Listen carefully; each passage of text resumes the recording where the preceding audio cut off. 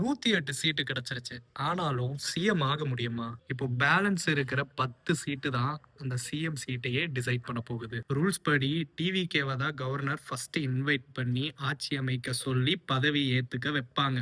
பதவி ஏத்த கொஞ்ச நாள்லயே அசெம்பிளில 118 எம்எல்ஏக்களோட சப்போர்ட்டையும் காட்டியே ஆகணும். இது பேரு தான் ஃப்ளோர் டெஸ்ட். இந்த 10 சீட்டுக்காக காங்கிரஸ், பிஜேபி, டிஎம்கே, ஏடிஎம்கேன்னு கூட்டணிக்குள்ள வருவாங்களா? இல்ல வெளியில இருந்து சப்போர்ட் எடுப்பாங்களா? ஒரு கட்சியோட சப்போர்ட் கூட இல்லாம ஒருவேளை அந்த 118 டிவிகேவால தொட முடியலன்னா அடுத்த மெஜாரிட்டி கட்சியை வந்து கூப்பிடுவாங்க நம்ம கவர்னர். ஒருவேளை யாருமே மெஜாரிட்டி இல்லாட்டினா பிரசிடென்ட் ரூல், அதாவது குடியரசுத் தலைவரோட ஆட்சி வரும்.